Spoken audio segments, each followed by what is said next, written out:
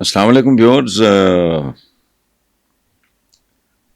ہر کوئی پوچھ رہا ہے. میرے اپنے جو سما کا پروگرام ہے اس میں بھی آج پہلا سوال ہی بجٹ کے بارے میں تھا، اور جو زبان اس حکومت کے بارے میں استعمال ہو رہی ہے. ہمارے گھر میں کوئی کنسٹرکشن کا کام جاری ہے، میں اس لیے بتا رہا ہوں. تو ظاہر ہے بہت سارے لوگ وہ کام کر رہے ہیں، جو بد دعائیں اور جو گالیاں. اور مجھے لگ رہا ہے کہ جیسے اللہ معاف کرے، اپنے ملک کے ساتھ بھی نا ان کا جو رشتہ ہے وہ متاثر ہو رہا ہے. عام آدمی کا، غریب آدمی کا، جو زبان ان لوگوں کے لیے لوگ استعمال کر رہے ہیں، اگر یہ سن لیں ان کی نیندیں اڑیں. لیکن یہ شاید بہت ہی ڈھیٹ اور طرح کا ایک ایلیمنٹ ہے. تو اچھا، یہ میرے کالموں کا ایک مجموعہ ہے، اس کے کئی ایڈیشنز چھپ چکے ہیں. اس کا عنوان تھا آدم خور نظام کا نوحہ. وہ میں خابر کو کہتا ہوں کہ اس کا آپ کو ٹائٹل بھی دکھا دیں. تو جس کو میں نے اتنی دیر پہلے آدم خور نظام کہا، تو اس کا بجٹ بالآخر آدم خور ہی ہونا تھا. یہ انسان دشمن، عوام دشمن، ایک بے رحم سفاک کسائی بھی اگر بجٹ بناتا نا اپنی بھیڑوں بکریوں کے لیے تو شاید بہتر بناتا. اچھا، تو سرکاری اور پرائیویٹ اداروں کے ملازمین کی سیلری پہ ظالمانہ ٹیکس، پرائیویٹ ادارے خاص طور پہ، سرکاریوں کی تو چلیں تنخواہوں میں کچھ اضافہ ہوا ہے. اب یعنی جن کی گردنوں میں پھندا آ سکتا ہے. باقی اس ملک کی 22% زمین 1% لوگوں کے پاس ہے، اور زمین اب زراعت نہیں ہے. اسے ایگری انڈسٹری کہتے ہیں، ایگری بزنس کہتے ہیں. اٹ از بزنس، یہ انڈسٹری ہے نہیں. اچھا، پھر مجھے ایک بات کوئی بتایا کہ انکم ٹیکس، یہ جو انہوں نے ٹیکس کا جو بنایا ہے سارا سسٹم، کس چیز پہ ٹیکس نہیں ہے؟ آپ اپنا بجلی کا بل اٹھا کے دیکھیں. یہ غنڈا ٹیکس ہے، یہ غنڈا بھتا ہے، یہ فلانا، پتہ نہیں کیا کیا کچھ ہوتا ہے. بجلی کا، پانی کا، ہر چیز، بچوں کی ٹافی تک، ان کی کتابوں تک پہ ان بدبختوں نے، اور جنہوں نے ڈکیتیاں کر کر کے ملک کو یہاں تک پہنچایا ہے، ان پہ کچھ نہیں. آپ اندازہ لگائیں کہ ماچس کی تیلی، بچوں کے دودھ، کتابوں تک پہ ٹیکس ہے.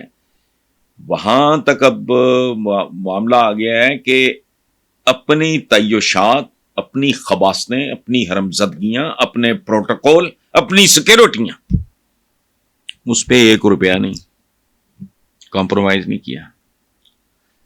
تو اس کا نتیجہ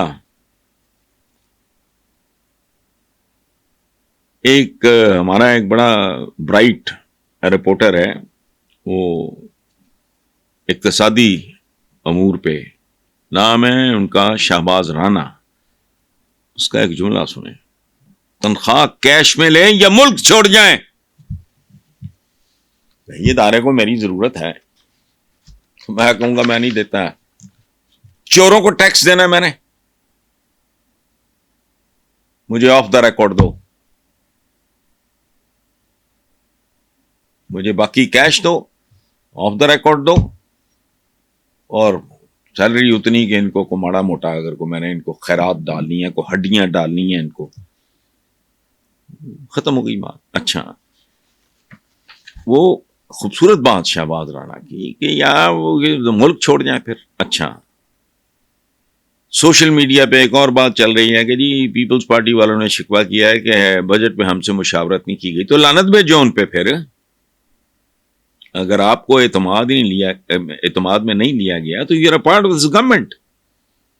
تم سینئر اس کرائم میں، اس جرم میں، اس قتل عام میں تم برابر کے شامل ہو. یہ شکوہ کیا کرنا ہے؟ یہ کوئی لیلا مجنون کا کھیل چل رہا ہے، کوئی شیری برات کا قصہ چل رہا ہے؟ شکوہ کس بات کا؟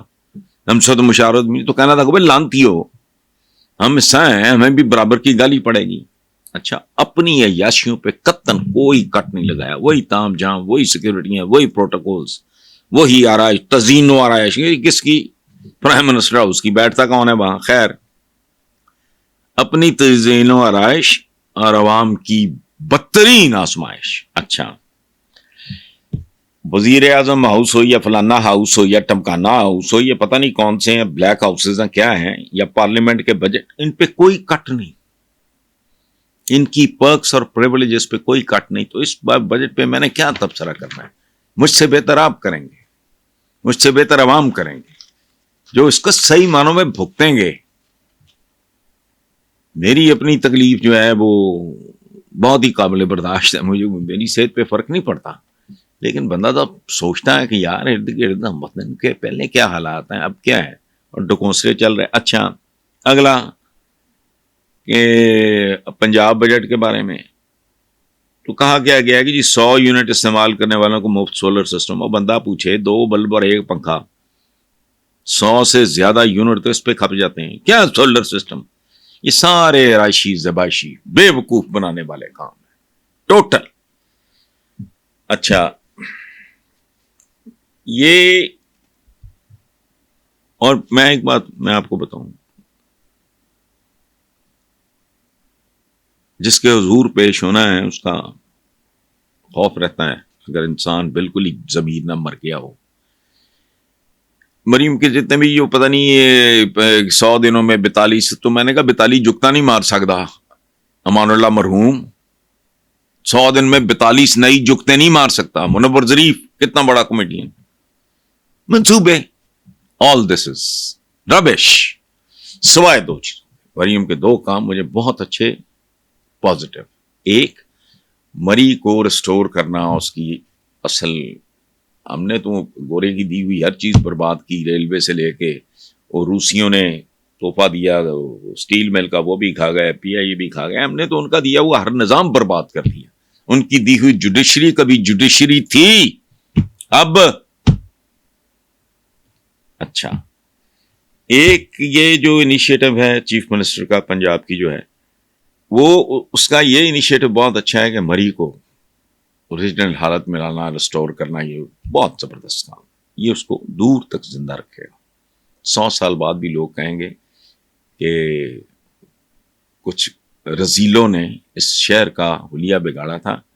ایک چیف منسٹر آئی تھی، اس نے کہا. ایک دوسرا جو ڈاؤن سائزنگ ری اسٹرکچرنگ ہو رہی ہے پنجاب میں محکموں کی، ہو رہی ہے یا نہیں یہ مجھے نہیں پتا، جو خبر آئی اس کے مطابق یہ ہے تباہی مچی ہوئی ہے اس ملک میں. ایک ہی کام 3 محکمے کر رہے ہیں، اوور لیپنگ ہو رہی ہے، فلانا ہو رہا ہے، ٹمکانا ہو رہا ہے، کک نہیں پتا. اور یہ بدماشی بھی سیاست دانوں کی. کیوں؟ وہ جہاں 100 بندہ چاہیے وہاں 1000 بھرتی کرتے ہیں تاکہ ان کا ووٹ بن جائے، اور وہ 1000 بندہ بھی ان کی وجہ سے بوٹیاں عوام کی کھا رہا ہوتا ہے. وہ تو ان کے ٹیکس پہ پل رہا ہے. تمہیں کوئی حق نہیں پہنچتا کہ جہاں 10 بندے ہیں وہاں 11واں بھی رکھو، چونکہ باقی سارے کا سارا بوجھ وہ بھی عوام پہ ہی جاتا ہے.